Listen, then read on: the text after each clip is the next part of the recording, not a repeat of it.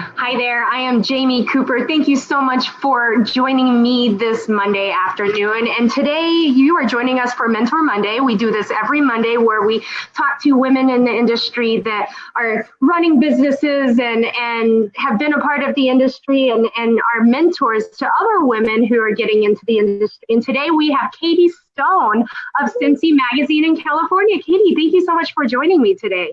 Thank you so much for having me. I'm very excited to share and get to connect with you all. Yeah, well, thank you. And how's beautiful California today? I don't know about in Michigan. It's like 90 degrees. It's a heat wave. Oh my gosh, go figure. We're much more comfortable here. I feel bad. That's okay, because that gives me a little bit more time to really like soak up summer, because it's really hard to let go of summer because now we're going to have like 9 months of winter in Michigan. Right. And here we're on the opposite end. We just started fall, and I mean, I'm having to actually wear jackets and sweaters now. And you know, your coconut oil is no longer liquid in the kitchen. That kind of stuff is happening. So we're stoked. We're excited to have some cooler stuff come through. So sorry. No, I believe it. Well, tell us a little bit about yourself and what you're doing now, and how did you get into the cannabis industry? Well, gosh, I feel like I've been in the industry since I was a kid, quite honestly. I first discovered cannabis when I was a teenager and was a very, very loud advocate ever since then. And as I went through high school and went into college, I got involved with Students for Sensible Drug Policy. Currently, I'm on the board of directors for that organization now. And I worked on advocacy and policy for a long time, but it wasn't until about 3 years ago when I decided to jump into the industry itself and try and lend some of my insight to business operations and, well, more especially to this sustainability question that we'll get into to talk about today. I had a very intense moment at my first MJ BizCon conference several years ago when I looked around the entire auditorium and realized that every single vape pen that was being produced was labeled as disposable and was being thrown away. And I realized that, oh my God, no one is working on this. These are all ending up in landfills, and oh my God, what do we do? So that was 3 years ago that happened. And ever since, I've been trying to find sustainable solutions to all of our industry-wide problems and to really encourage people to embrace what I call the foundation of our entire industry, which is compassion and working on businesses that do good and don't just make money. So I've had many internships over the years. I've worked with California Cannabis Industry Association, the Drug Policy Alliance, and Amanda Ryman. I've worked with the ArcView Group, and I continue to do event staffing with them. And I've been all over the place trying to figure out all of these different avenues of the cannabis industry and the social justice impacts of everything that we're doing. And I've been able, luckily, to roll that all up into my new position with Sensi magazine, where I can continue to be an advocate and share all of this wealth of information with my community and work to promote the kind of businesses that we hope will succeed in cannabis and be able to help shape culture, not just in the cannabis industry, but everywhere else as well. We want cannabis to be the one example of how good business works, and so that we can influence the rest of society around it. So that's what Sensi is helping me to do, and here we are now. So how big is Sensi now? Oh gosh, we're growing so quickly. It's hard to keep up. We've hired, I want to say, over 20 people in the last few months.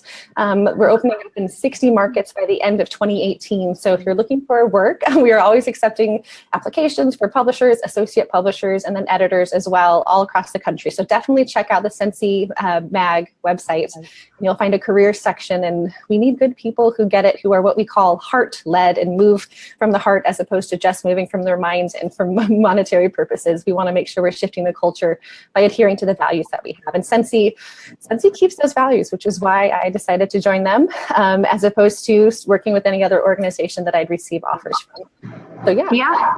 Well, and it's so funny because I often talk about, like Sensi's presence in California and Colorado is really big, and we don't have that in Michigan yet. And I always tell people, I'm like, I look forward to the days where we have Sensi parties and we can go network with each other.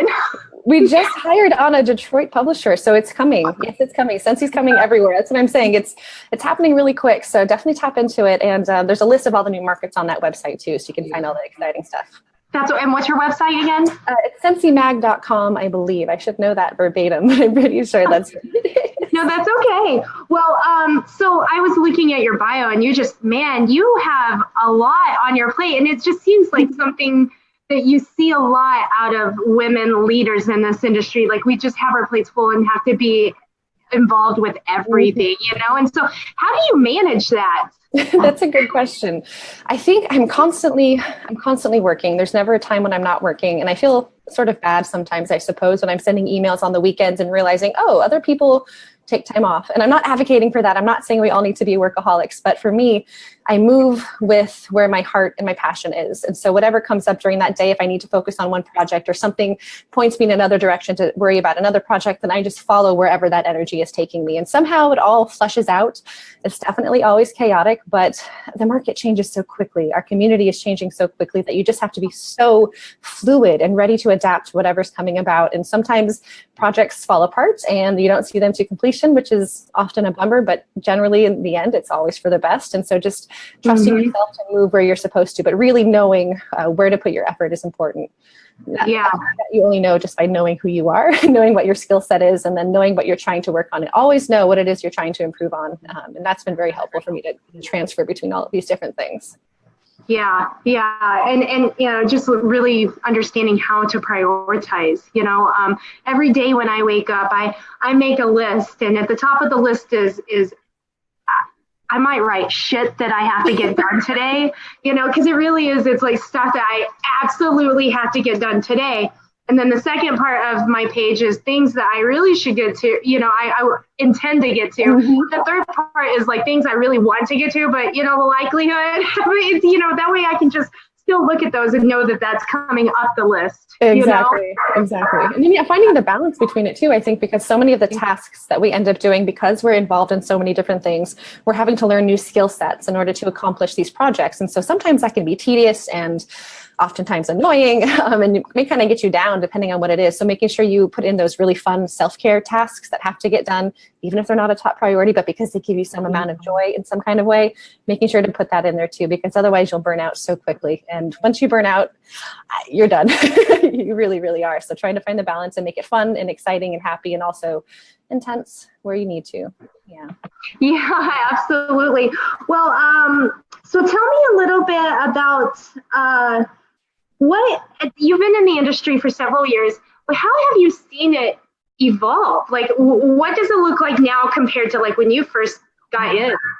Well, I think I'll speak to my legal experiences in California only. I came to California about 7 years ago and started off just as typical, working as a trimmer for some friends, definitely under the table, not doing it in any sort of a professional way where I could add anything to a resume, but just seeing the way that we were able to kind of form a small, tight-knit, loving community around whatever project we were working on. And now that as regulations are coming in and becoming more intense, I'm not saying that it's a bad change, but it's starting to change the nature of the communities that we're working in. So for example, back in the day, you could sit around and trim with a group of girls and be smoking joints the whole time. And it was a real community gathering experience. But now we're in a very professional setting. So what I'm finding is curious is that we're finding different ways to build community while also bringing in this new corporate-like culture into the spaces that we're working in. So that's been fascinating for me to see how the traditions that we've had and we've held and maintained for decades are still finding ways to exist, even though we're having to deal with all these regulations and all this new bureaucracy. So that's one side of it. And the other big changes I've seen, well, I mean, I'll be completely honest. There's a lot of people coming in to start new businesses that have zero concept of cannabis. I've spoken with investors and business owners and entrepreneurs who have literally never seen a live cannabis plant in their life.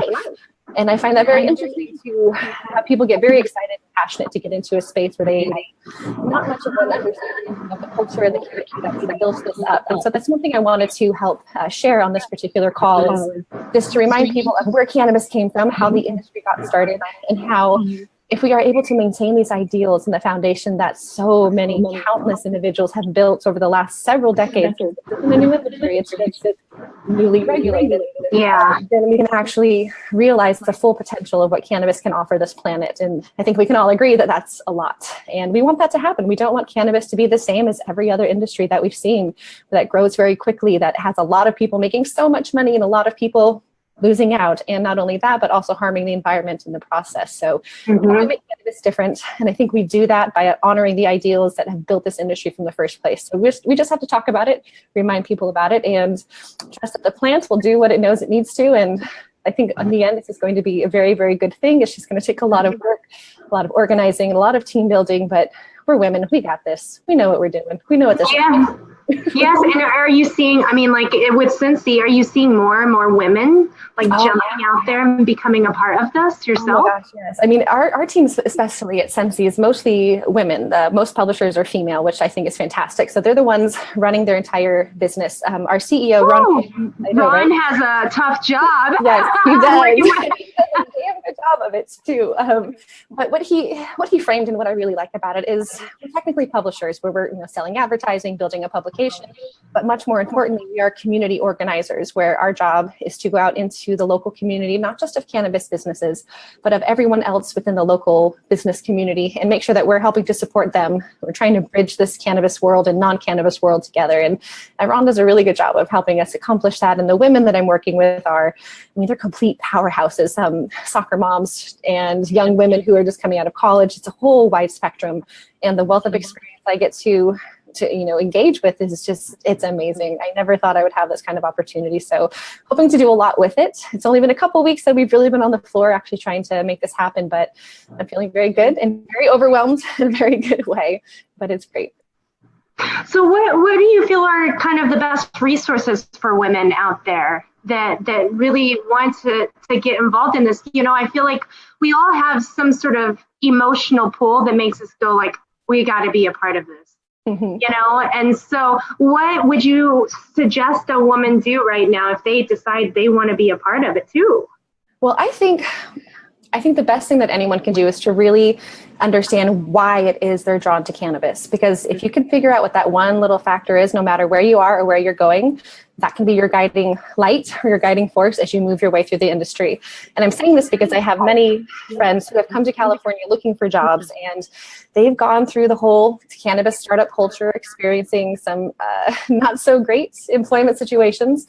But they're able to follow their path wherever it takes them because they know exactly why they're here. And as long as you know what you're doing here, no matter what comes up, no matter what kind of obstacles happen, no matter how many times you get laid off because the company didn't last, or no matter how many times you're told to leave because the company doesn't want you to be there, which will happen, then you can kind of get through it and know that you're doing the right thing for you. So if you don't know why you're here, if you're just feeling called and compelled, that's great.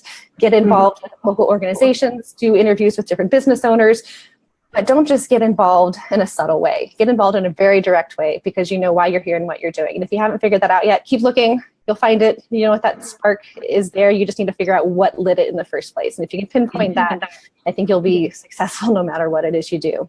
Yeah. And, like those that decide getting into, I was once there, that time where like, I want to get involved in this, but I'm scared to come out. Like, yeah. And I'm not sure if you're familiar, like I launched a campaign, me and a couple of other women-owned businesses called Be Brave for Cannabis. Oh, that was you. Yeah. And we're having a hard time getting people to use their voices right now. And it's really important for us here in Michigan because we are making that transition, just like California, from the unregulated industry to the regulated. And while we're making the transition, they want to shut down all the dispensaries, unregulated dispensaries. And it's never been done in any other state that way. Right. And so right now we're fighting for that because we have 262,000 registered patients. And this week there's a senator that's announcing a bill to keep dispensaries open until licensing is handed out.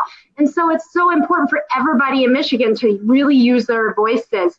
And I have been begging for people to do that for the last 2 weeks. And I'm just blown away by how many aren't, Right. It's really, and so how do you encourage people to just be brave for cannabis? Being brave for cannabis is hard. And I feel bad. I'm not like the best person to ask because like I said, I've been involved in this community since I was a teenager, and there was no one in the world who was going to tell me that I wasn't allowed to engage in cannabis community or to use cannabis at all. I was very adversarial as a young person, very adamant in my rights that I get to choose what I put into my body because I'm a human being. Thank you very much.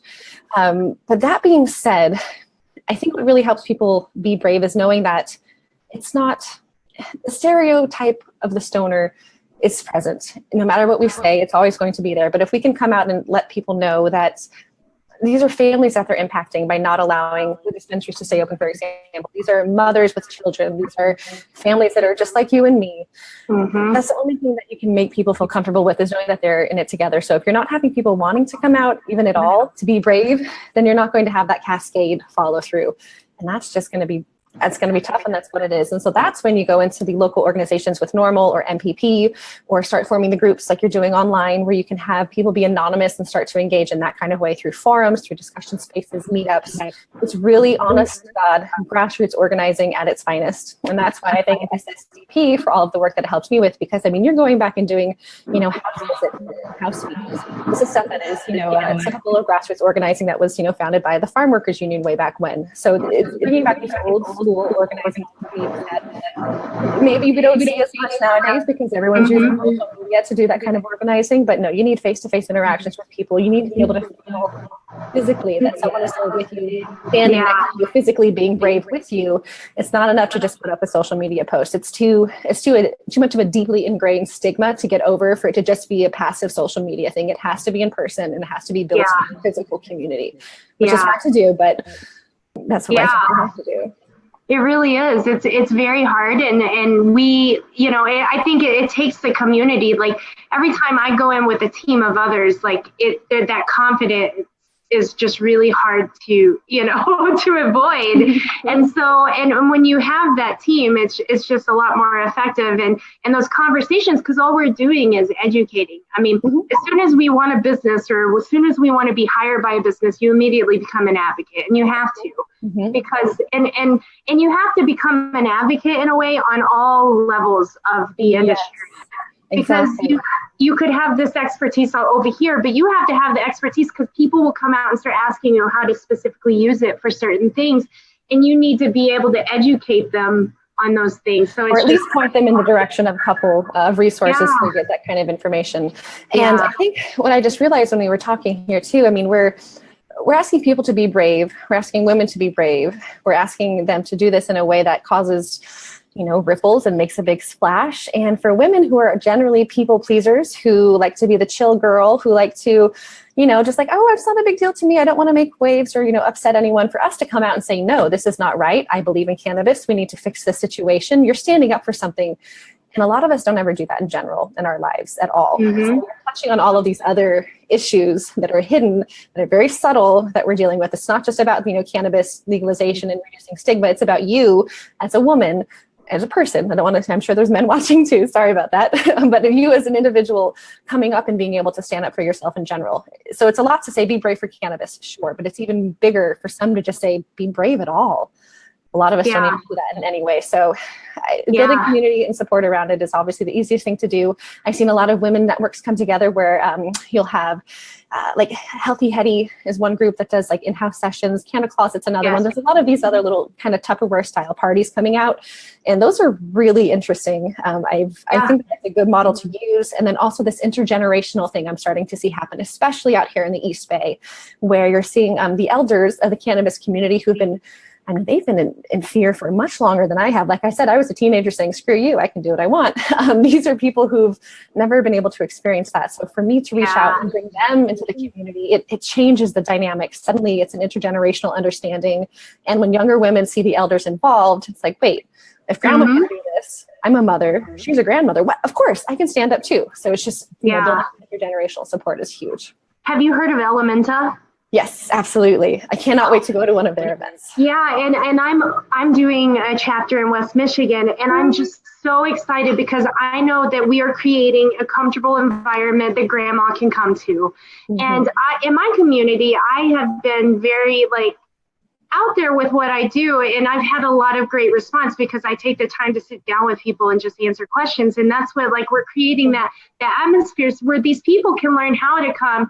Or they come and they learn how to use it for pain management, or they learn how to how it's being appropriately used for anxiety or depression, things like that. So it's just I think that, again, you use that education to help build that support for our industry. So, well, let's go into, you guys that are with us right now, please feel free to answer, to ask questions to Katie. Just comment on this thread. You have things to share too, if we had time for that as well. Oh yeah. I just wanted to, so if you have questions for Katie, she's gonna go into a little bit more detail about the corporate social responsibility. And I'm very excited to learn more about that, because I agree with you. That's something that each business owner needs to be thinking about and preparing for right now, and preparing for it at the very beginning of starting their business. And so, but if you have questions for Katie, just put them in the comments and we will get to your questions. So yeah, let's talk about corporate social responsibility. All right, let's see if we can do this. We're going to share the screen, guys. It's so funny. Desktop 1, this is me, crossing our fingers. There it is. All right, so let's go to presentation mode. Oh my gosh, I can find the button. Oh wait, slideshow, presenter view. Did I do it? Oh, that's not what we want. We want play from start. We did it. Yay. All right, so fantastic. Yay, corporate social responsibility and sustainability in the cannabis industry. Fantastic. Okay, so of course we're going to start off with some definitions. If anyone has ever heard of this term CSR, you might be finding it in investment documents, you might be finding it in the news. This is what it means. We're basically talking about how a business can approach a sustainable development plan so that they're making sure to mitigate all of their environmental and social impacts. So for example, an oil company that is taking oil out of the rainforest, they may want to practice CSR by ensuring that they are doing things in a manner that's protecting local environment, that they're doing things in a way that is helping local communities. You'll see a lot of companies like Starbucks, for example, will set up local health facilities in the areas where they're doing coffee cultivation. So it's about businesses working in local communities to do good where they're operating so that they can be solid members of the community, as opposed to just an extractive and exploitative business coming in. Now, there's just some big examples I gave you, like Starbucks and an oil company, but even in small areas, you still have the opportunity to be a positive force of good in your community. And, businesses do well when they embrace corporate social responsibility or CSR opportunities, because customers respond in kind, investors like it, your city officials will appreciate it more, and you just seem to get better press around it. So all in all, it's a great branding opportunity, and it also ends up being better for your long-term goals because it allows you to do sustainability. Which here, there's so many definitions for sustainability, so I gave us the most simple one I can find. And that is the quality of not being harmful to the environment and natural resources, thereby supporting long-term ecological balance. So sustainability in cannabis is a very interesting subject. We've had a lot of heated conversations. I say we, I have had a lot of heated conversations over the last few years about this, because sustainability is generally hard to get started. For example, let's say you're in an unregulated market like in California. You've been using the same type of grow lights for the last 20 years. You're growing indoors. You're in a warehouse that you've had to rent. It's not built to be a facility, so you have to add on extra dehumidifiers, extra air conditioning units to deal with the extra heat on the lights. So this keeps compounding over and over and over again. So you have this massive environmental energy cost for your cultivation. But if you had the opportunity to invest in a sustainable facility in the first place, you would have been able to avoid all of that environmental impact. The problem is, if being an investor, it's important to front the money for that type of. Sorry, there's so much feedback. Oh, a little bit better. No, it's okay. Might be better. Oh, this is so much better. Okay, cool. So the problem being that an investor may not want to actually give extra money to support that kind of sustainable development in the first place. So we're talking about trying to convince people that sustainability matters and that corporate social responsibility is important. And at the very bottom, oh, I went too fast. We have a term called ESG. It's used by investment firms, it's used by the government to describe this type of conversation. And ESG is environmental, social, and governance standards. So this is the type of information that in your business plan, in your actual articles of incorporation, you can include a clause in there that you as a business are going to make decisions not only based upon the bottom line, not only based upon profit returns for your investors, but also based upon what is good for the environment, what is good for the community. So legally, most businesses, you're not allowed to even include environmental considerations into your decisions, especially if you're operating with a corporate board. But if you have an ESG program in place in your business structure, then you are legally obligated. And able to consider the environmental and social impacts of your business so that you can include those in your decision-making processes. If you don't have these things in place and you decide to maybe not go with a certain distributor, or maybe not, to do a certain type of cultivation because it's negative for the environment, an investor could theoretically, I've never seen this happen, but they could theoretically come back and say, well, you didn't make this decision in the way that we wanted to, so we can remove you from your position because you're not following the standards, which are upholding shareholder profits as being the most important piece of your business plan. Ouch. Yeah, and this happens all the time in corporate America. And every other industry, this is standard. But cannabis, we're just now starting to touch into it. So as we grow very quickly, the goal would be to have businesses include ESG standards into their creation so that they're able to make decisions that are good for the environment and for the community, not just good for shareholders. I mean, I think those things go hand in hand, but again, I think the most, so apparently they aren't. So those are the basic definitions we're going to be talking about today. And of course, if you have questions, feel free to jot them down and we can get to them. And I included a little slide here to remind people that our industry is rooted in compassion for Earth and for each other. And I don't know if all of you are familiar with the nature of the cannabis industry, where the quote unquote industry itself started. Cannabis, of course, has been around for a very, very long time. Everyone has been growing this for generations, millennia. And in California specifically, we like to think that the industry, quote, itself started here because this is where we started to see people organizing around actual business models with it. So if you're not familiar with Dennis Perone and Brownie Mary, who were very instrumental in the 70s and 80s, I would encourage you to do some Google searches on that. Brownie Mary down here was a grandma who was baking cannabis-infused brownies for AIDS patients back at a time when not even doctors or nurses would touch an AIDS patient. So people are dying in horrific pain. And she was one of the few who was going around making sure people had access to medicine.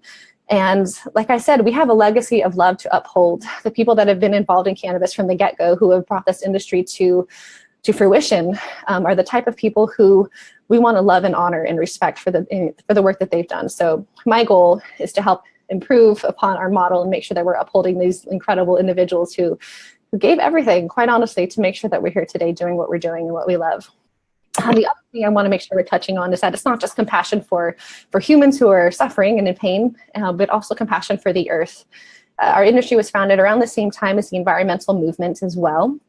And I included a little question here, what will be our silent spring moments? And I'm not sure how many people are involved or curious or have any experience with the environmental movement, but Silent Spring was a book written by Rachel Carson, which helped to expose a lot of the long-term negative effects of pesticides and DEET that were being used in our national forests and in other areas.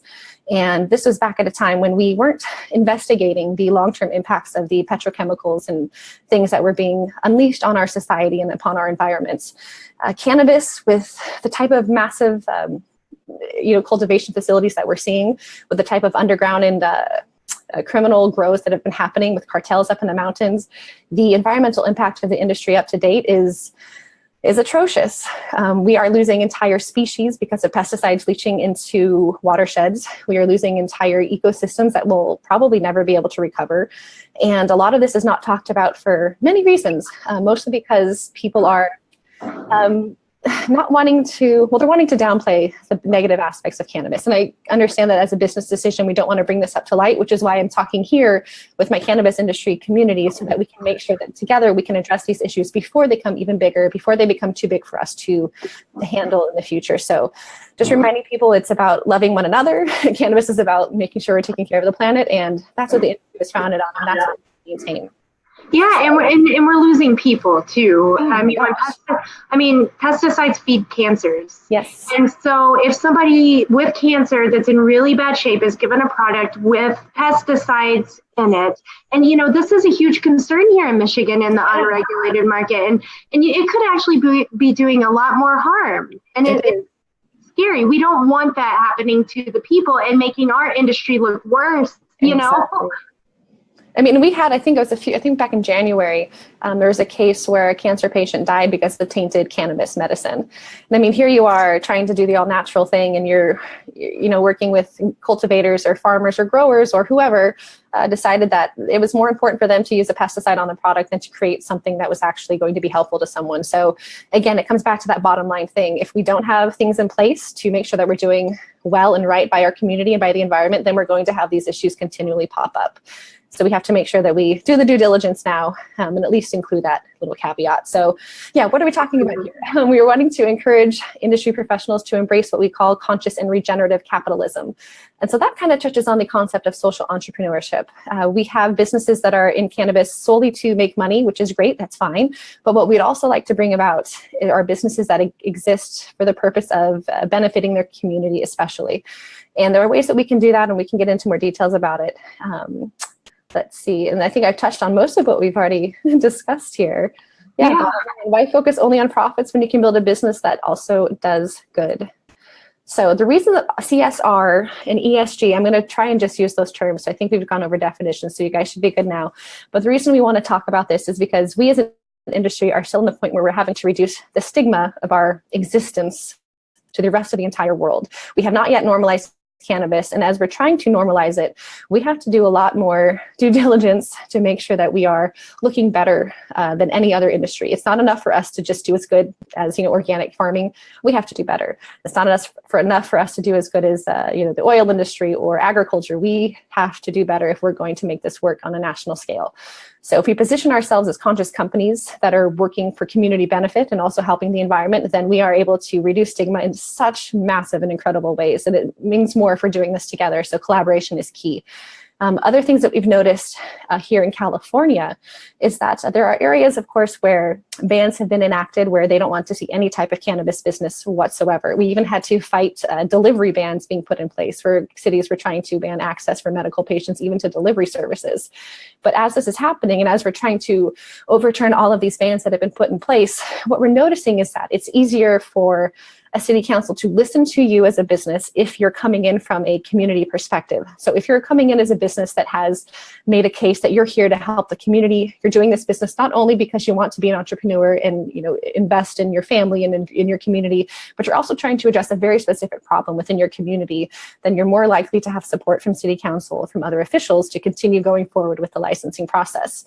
And as we're getting into licensing here in California, and I'm sure it's very similar in other places, licenses are very competitive, and you're oftentimes on a point-based system for who will be able to receive a license. And as part of those points, depending on where you're at, if you have a community engagement program or a sustainability program in place to show that you've already done your due diligence and you're thinking in this way, then you will receive more points for that type of license, and you'll be more likely to actually get a hearing and actually get to pursue the license and get approved. Okay, I have a question on that. Yes. So how do you present that to your city government, your local government, without making it seem like a bribe? That's a good question. Really, because I have been told that if you offer a percentage of your profits or something to the community to help them address a disparity, how do you do it without it being very bribe-like? You do it by, go ahead. Yeah, because we want to give back, especially those that are trying to build these businesses in the communities they live in or have lived there for a long time. So yeah, how do you do it? That's why the importance of the ESG standards going into your actual LLC filing documents, having it actually be a part of your bylaws and your articles of incorporation. If it's included in there as the way that your business operates, it seems to me like it feels like less of a bribe. If you're including it in your business plan, like, oh, and by the way, we'll give away a percentage of our profits, that seems more like a bribe to me. But if it's actually in the foundational documents of your business saying like, no, we're a business that cares, we've always been like this from the beginning, this is part of our inception, this is part of why we came together, then to me that says more than just making it like a tiny little footnote, like, oh, P.S., here's the 1% of our revenue. The city's already getting your tax money to go to good things. We know that. But if you're starting off from the get-go saying, we've already addressed this issue, we already know that it exists, we are putting it into our foundational documents that this is why we're here, then it seems like it's more honest. Or maybe in their eyes, it might seem more honest and less of a bribe. That's a brilliant strategy. That was a very good recommendation. In fact, all of my clients, because I get hired often to approach city councils and do this type of advocacy. and that's great. So thank you. Of course, of course. And then the other thing, of course, including the ESG into your foundational documents, investors, of course, will like this too. And I've been bringing this up in my investor circles the last year as I've been working on it. But what we're finding out is that it is now becoming a legal responsibility for companies to report their environmental footprints and their environmental impacts, because as we're moving forward in this era of climate chaos and change and all the stuff we're working on, if you do not have a strategy in place to manage your environmental impacts, you are going to be a liability in the coming years. And so investors are now requiring for businesses to include this type of study and this type of thought process in order for them to consider you to be a worthy investment. Now, this is mainstream investing. This isn't typical of cannabis investing because we're still a new space. And like I said before, investors are very much more concerned on seeing a very quick turnaround on their investments. And oftentimes investing in sustainability requires a little bit more money. But if this is what you're starting with and where you're coming from, and you're including sustainability initiatives in your business plan and in your actual fundraising request, then they will fund it because they know it makes sense and they know it's better long term and they know it's going to make you more competitive in the long run, which brings me to our bottom lines. We in the cannabis industry, as we all know, do not get to benefit from the average business opportunity where we're able to write off most of what we spend for taxes. So because of 280E, I believe honestly that resource efficiency will determine who's going to survive this cannabis bubble, because every single penny on the pound on the bud matters at this point.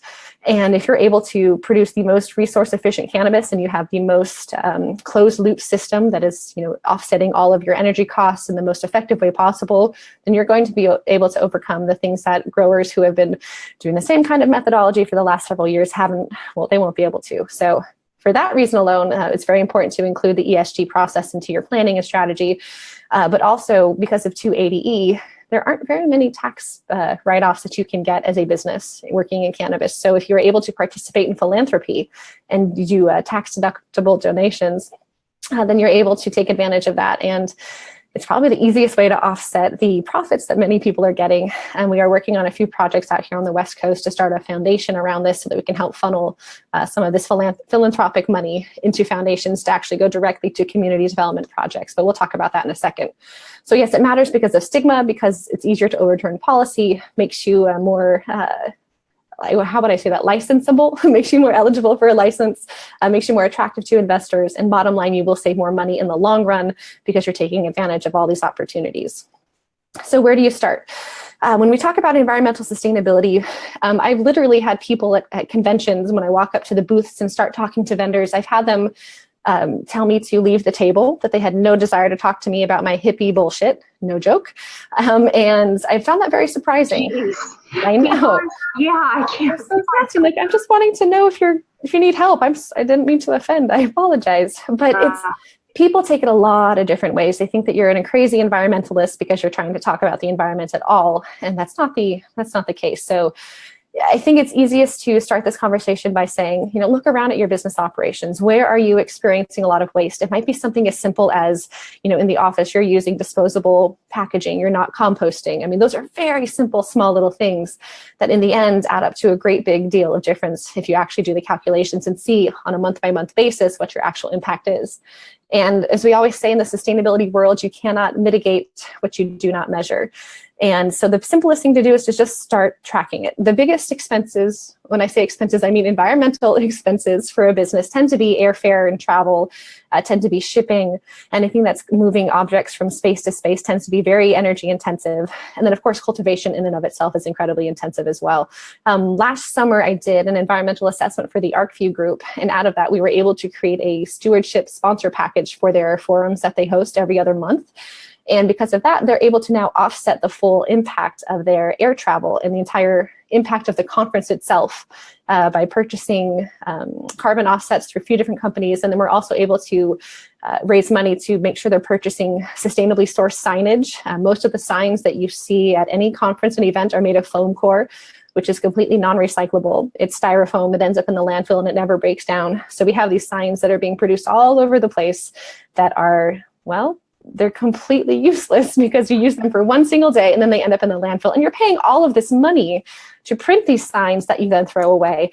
There are better ways to do this. It just takes a little bit of planning, but you have to start looking and paying attention and keeping track of it first. And if people want to contact me, and I have my email included as well, I can start to get them set up on a way of tracking and measuring what their impacts are so that they can start taking the initiative to begin. And then community engagement plans are pretty easy, I think, to get started. All you have to do, honestly, is look around at your community and see where the needs are. Bloom Farms out here in the East Bay area, they've been working with the Alameda County Food Bank, and they have established a 1-for-1 program. So what that means is that every single product that they sell of their vape pens, they are able to donate 1 meal to the Alameda County Food Bank. So last year alone, they had over 1 million meals donated, which is insane. It's huge. It's an incredible amount. And I'm really, really excited to see companies like Bloom Farms take the initiative on this. But it seems like it's a lot of work, but it's really not. I mean, if it's just less than 1% of your total income is going to support situations like this where you're supporting the food bank or you're supporting another community need, whatever that happens to be. But all you have to do is just look around into your community and start getting tapped into local nonprofit groups, maybe even contacting the local chamber of commerce to see if there's any other things happening that you as a cannabis business can start getting involved in. They may not want you there because you're cannabis and they are not, and they're still suffering the stigma, but they might. And if that doesn't work, then you can always contact the local community development office in your local city and kind of figure out what their plans are and make sure that you as a business can start working to address their needs as well. And the other big thing that we're seeing out here in California as well, I'm calling it collaborative philanthropy, where we have various businesses come together to work together on an event. For example, Team Cannabis has been made up of, oh my gosh, I want to say a few dozen cannabis businesses here in California, and they do the SF AIDS Walk. And not this year, but the year before, they raised more money than Google on this AIDS Walk by collaborating together. And yeah, there's just, very simple things to get started. And it's just important to start thinking about it and start looking around and start having those conversations with your team and internally to see, where is it that you as a person can give the best benefit to your community? And if it's something as simple as doing tutoring or, doing Meals on Wheels, there's a ton of things. And I mean, go back to that high school student mentality where you had to do all these little volunteer things to get into college. It's kind of like that thing where you're doing whatever you can in whatever small way possible to start tracking up all of those, community service hours. It seems silly, but that's exactly what it is. We're just trying to make sure that we as a community are coming out of the closet, out of the cannabis closet, and reaching out and making sure that we're part of the community and not just benefit from them. We're here to help, and we show that by our actions, not just by our business plans. So I've included on this next slide the names of a few different organizations I've worked with in the past couple years who might be helpful for anyone who's curious about starting either a community engagement plan or interested in starting their own sustainable assessment so they can see what their impacts are in terms of the environment. Kind Colorado is specifically works on community engagement plans, and they're based out of Colorado, but are in the process of expanding. So I would definitely reach out to them. They're experts in what they do, longtime cannabis advocates, and very much on the same page as, well, I am, and hopefully some of you are too. Green Rush Consulting, which I'm sure many of you know, they're starting to include community engagement planning into their processes when they're actually helping people apply for licenses. So if you're at the point where you're looking for a team to help you apply for your license, I would definitely send you towards them because they kind of get this mentality. The Sustainable Cannabis Coalition is a new creation that came out of my master's thesis last year. And it's a group of cannabis industry professionals who have worked on sustainability issues in other industries such as chocolate and dairy. And we're coming together to try and look at cannabis as an industry and figure out ways that we can collaboratively handle some of our problems. The biggest ones right now being packaging waste and vape pen recycling, which we're still working on. But we're launching a webinar here in a couple of weeks to actually get that program up and running. So stay tuned. I'll send you more details on that. The nonprofits that I would point you to start working on your certifications, because I'm sure you've all realized this, or if not, I'll let you know now. Because of the fact that we are cannabis, we cannot become certified benefit corporations through B Corp. We cannot be fair trade certified because, well, we're not allowed to. We cannot be an organic certification because we're not allowed to use the term organic. So what cannabis has had to do is create our own fair trade associations, our own organic associations, and our own labor standards. So Cannabis Certification Council is working on those things. We're having a sustainability symposium in Denver in October, which would be worth checking out if anyone's interested. The Resource Innovation Institute is working on LEED style cannabis certifications. If you're not familiar with LEED, it is an agency that I guess I'd say certifies sustainably built buildings. So US Green Building Council would be the ones that I would compare them to. So if you're working on cultivation facilities or manufacturing plants, that kind of stuff, I would send you towards them so you can get that type of certification. The Cannabis Conservancy and Clean Green certifications are working on organic standards for cannabis cultivation so that we can make sure our medicines are clean and pesticide free and that the farms are operating in accordance with those types of laws and regulations. And then Craft Cannabis Alliance, based out of Portland, but also expanding, they are working on creating a craft stamp or craft certification, which implies things about cultivation standards, local ownership, labor regulations, and then making sure that businesses are involved in advocacy. So all of these things that would typically exist in the regular non-cannabis space have had to be duplicated in cannabis. And these are just a slew of some of the organizations working on getting these up to par. Now, at some point in the future, maybe Fair Trade USA will be willing to work with cannabis businesses. Maybe B Corp will allow us to have B Corp certified businesses, but right now they don't want to talk to cannabis. So we're having to do it all on our own, which is fine because I think it's better that way, quite honestly. So yeah, final thoughts I'm going to leave you with. So corporate social responsibility is as simple as participating, like we said. Connect with your local groups, find a few businesses in your area with some women who are part of our community here and are interested in doing more community engagement, more community give back. Enter events with a team behind you to show that cannabis is doing good things so that you can help to get rid of the stigma. And out here in California, we have the East Bay Canna community, and they have been putting up an incredible model of what community engagement looks like. So I'm going to have you mention to connect with them because they could spend hours talking to you about how great it is. And Joanna Arenstein is one of our members there.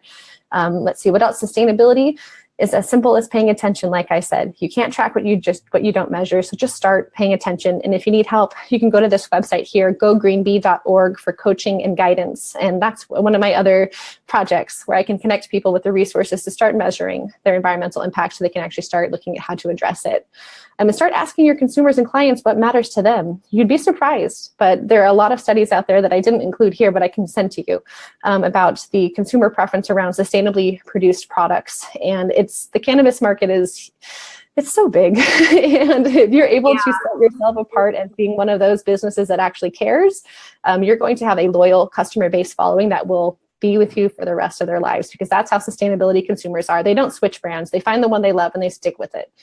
And yeah, you can connect with our coalition to learn more about what you can do on a local level to get involved. And I'm going to leave us with some final thoughts, some quotes from some incredible individuals just to kind of remind everyone where we're at.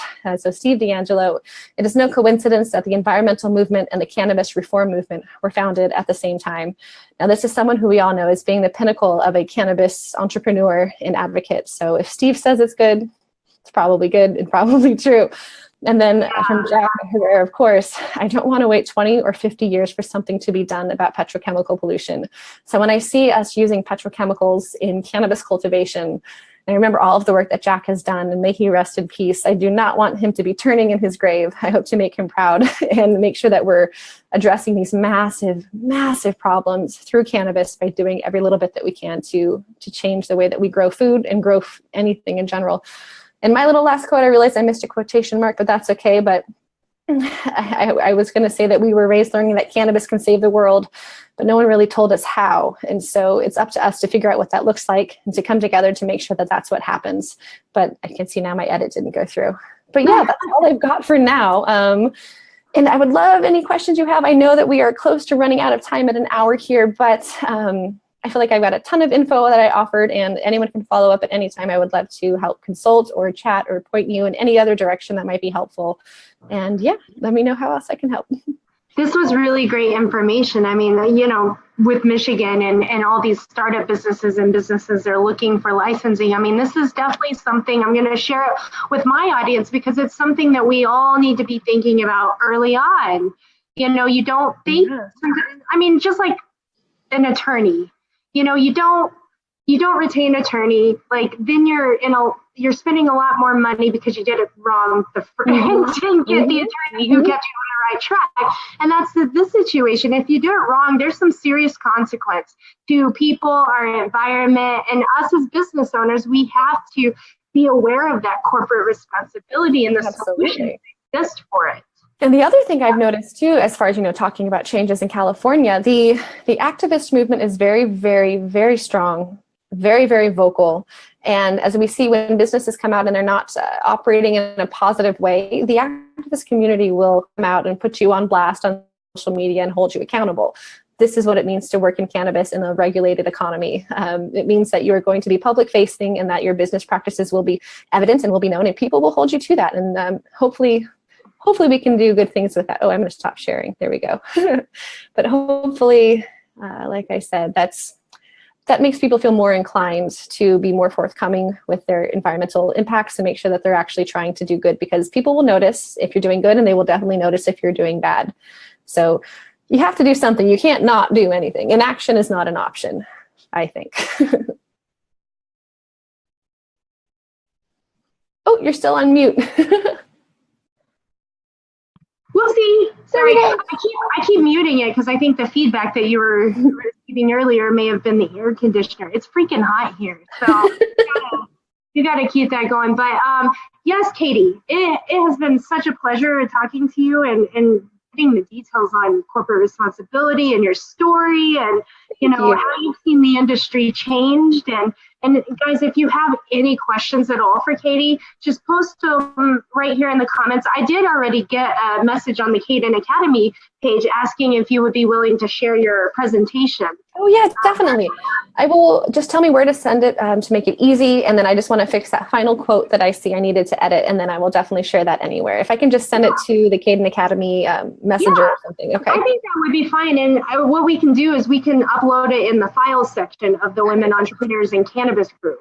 Perfect. So, but if you have any questions, are you willing to answer questions that might come through? Oh, yeah, absolutely. At any time. Yeah. Any questions now or a year from now? This is my shtick, so I'm here to help in any way I can. Yeah, and like us as women, like when we first get into this industry, I think a lot of us are like, okay, where am I going to be best fit in? Like, where am I? Because I have done this just up down thing of figuring out, and finally 3 years later, I'm figuring out where I'm best fit, and 3 years is about right. Yeah, but I think it's kind of a normal thing because I encourage everybody all the time. It's just you stick with those skills, stick with those things that you love, stick with those things that just really make you happy and make you excited to get up. Where action doesn't seem like a task.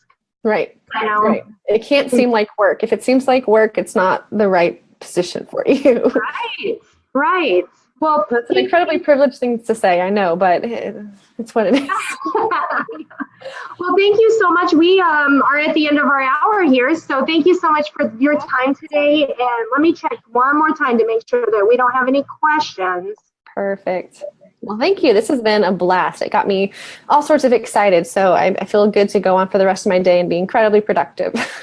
Yes, well, thank you, and I'm sure that we will have you on again sometime down the road. And thank you for being a part of our group. And I love it because all you are getting in and helping others, and everybody's participating within the group and having that conversation that I felt was missing between women. Yeah, we can do more together. That's for sure. I'm very happy to be a part of this group, and I'm so happy you guys got started. There's definitely a lack of this kind of community, so thank you. Yeah, thank you very much. And we will be back next week for our Mentor Monday. We will not have a Founder Friday this week, but we will be back next Monday at the same time. It's 3 o'clock Eastern my time, 12 o'clock your time. So next time, thank you so much, Katie. Many thanks. You too. Bye.